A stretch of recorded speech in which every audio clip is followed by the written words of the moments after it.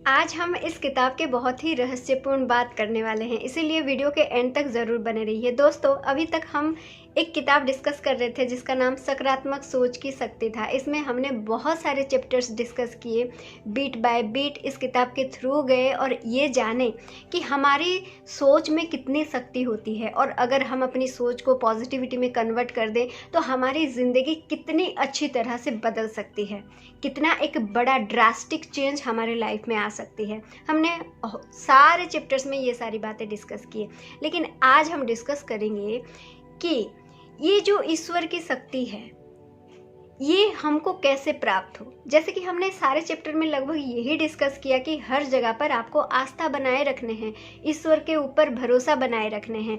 ईश्वर की शक्ति असीमित होती है और हम अगर प्रार्थना करें तो उनकी शक्ति से हमारे सारे काम आसान हो सकते हैं। लेकिन बात यह है, रहस्य ये है कि इस शक्ति को पाया कैसे जाए, प्राप्त कैसे कर सकें।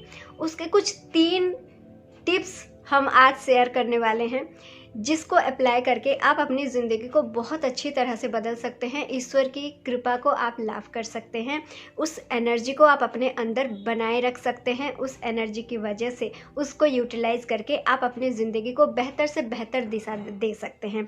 हेलो दोस्तों, मेरा नाम अनिमा है। मैं एक लॉ ऑफ अट्रैक्शन कोच हूँ। उसके साथ साथ मैं जो भी बुक्स पढ़ती हूँ उसको इस चैनल में मैं चैप्टर बाय चैप्टर अपलोड करती हूँ। अगर आपको बुक्स संबंधित कुछ भी जानकारी चाहिए, इस चैनल में बहुत सारे किताबों के सारे चैप्टर एक एक करके डिस्कस किया हुआ है, तो आप इस चैनल को फॉलो कीजिए, सब्सक्राइब कीजिए।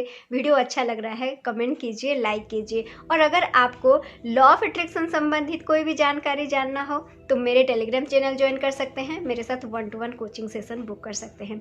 चलिए आज के चैप्टर डिस्कस करते हैं कि हम ईश्वर की शक्ति को कैसे प्राप्त करें, उस असीमित शक्ति को हम अपनी ज़िंदगी में कैसे बुलाएं।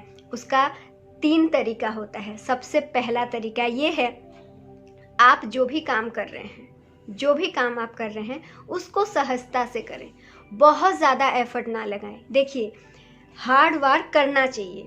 जो भी काम हमको मिला है उसको हमें अच्छी तरह से प्योरिटी के साथ, ऑनेस्टी के साथ, सिंसियरली उस काम को हमें करना चाहिए। लेकिन इतना भी खुद को पुश मत कीजिए कि आप खुद ही टूट जाए, है ना। कभी कभी ऐसे होता है कि एक काम हम कर रहे होते हैं जिसमें हम खुद को लो फील कर रहे होते हैं और इधर अपने कर्तव्य समझ के कर रहे होते हैं।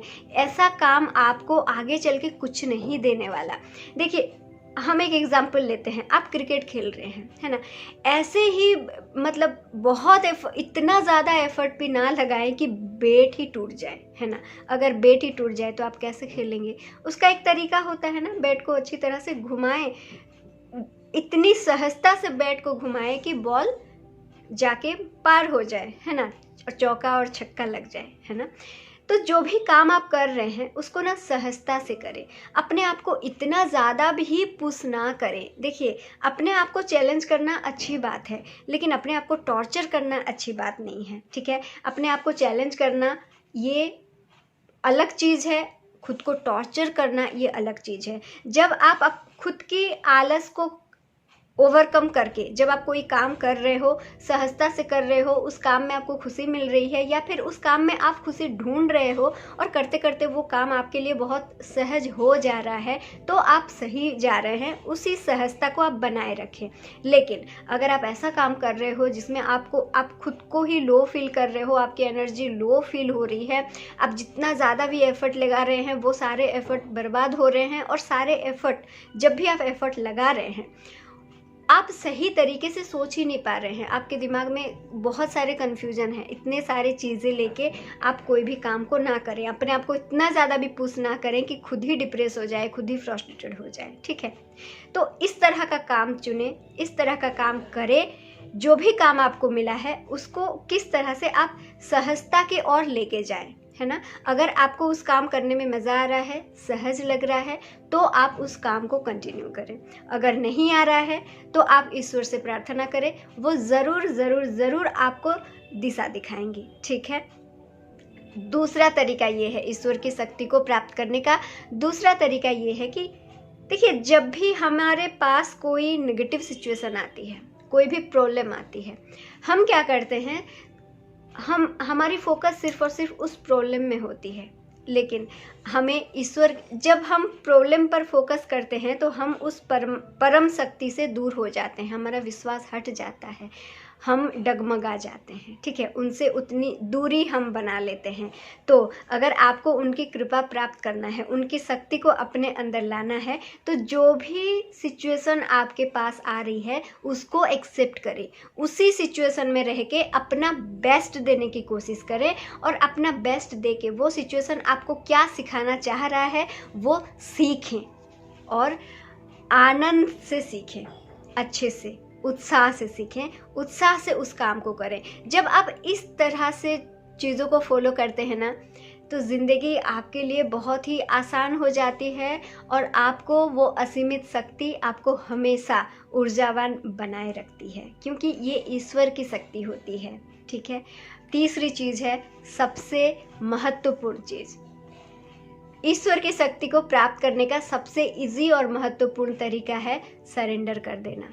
देखिए, कभी कभी हम अपने पसंदीदा काम भी कर रहे होते हैं, सब कुछ सही होता है, लेकिन फिर भी हमें अपनी मनचाही रिजल्ट नहीं मिल रही होती है। ज़िंदगी पता नहीं कहाँ से कहाँ जा रही होती है, हमें कुछ समझ में नहीं आ रही होती है। हम हमेशा ईश्वर के ऊपर आस्था भी रखते हैं, विश्वास भी रखते हैं, हर चीज़ सही चल रहा होता है, हमें पता ही नहीं चल रहा होता है कि कहाँ पर कमी हो रही है। ऐसे भी बहुत सारे सिचुएशन हैं, और ऐसे भी बहुत सारी सिचुएशन है जहाँ पर आप बहुत डिप्रेस्ड हैं, बहुत फ्रस्ट्रेटेड हैं, आपको पता ही नहीं आपकी ज़िंदगी किस दौर से गुजर रही है, आपको पता भी नहीं है। ये भी एक सिचुएशन है। चाहे सिचुएशन कोई भी हो, हम चाहे कितना ही जोर लगा ले, होना वही है जो ईश्वर चाहते हैं, है ना। इसीलिए इस भाव को हमेशा अपने अंदर बनाए रखें, अपना काम करें, अच्छे से करें, सहजता से करें, हर परिस्थिति का सामना करें, लेकिन अपने आप को और अपनी रिजल्ट को ईश्वर के पास समर्पित कर दें। देखिए, जो आप नहीं कर सकते वो ईश्वर कर सकते हैं। हमारी शक्ति बहुत सीमित होती है, लेकिन उनके पास असीमित शक्ति होती है ना। जो हम सोते टाइम जो हमारी सांसें चलाते हैं, जो हमारे अंदर इतने बड़े बड़े प्रोसेसेस को जो संभाल रहे हैं, पूरी दुनिया जिसकी उंगली में नाच रही है, पूरे ग्रह नक्षत्र जितने भी जो भी चीज़ें हैं, वो सारी की सारी सिस्टम जिनके इशारों पर चलती है, जो असंभव को संभव कर सकते हैं, उस असीमित शक्ति हमारे ज़िंदगी में कुछ भी कर सकती है। उसके ऊपर पूर्ण विश्वास रखें और सरेंडर कर दीजिए, ठीक है। इन 3 तरीकों से आप ईश्वर की असीमित शक्ति को प्राप्त कर सकते हैं। बहुत लोगों ने किया है, जिसका लाइव एग्जाम्पल इस किताब में आपको मिल जाएंगे। दोस्तों, किताब तो ख़त्म हो गया, लेकिन हमारी गुजारिश हमेशा यही रहेगी कि आप किताब के हर चैप्टर के थ्रू जाइए, सारे चैप्टर्स को पढ़िए, वहाँ पर और ज़्यादा और क्या क्या आपने सीखा उसको आप कमेंट में आके बताइए, ताकि मैं भी सीखूं और बहुत सारे लोग भी सीखें। इसी तरह हमें सपोर्ट देते रहिए, और हम एक एक किताब आपके साथ शेयर करते रहेंगे। तो अगले एपिसोड तक bye bye and thank you so much.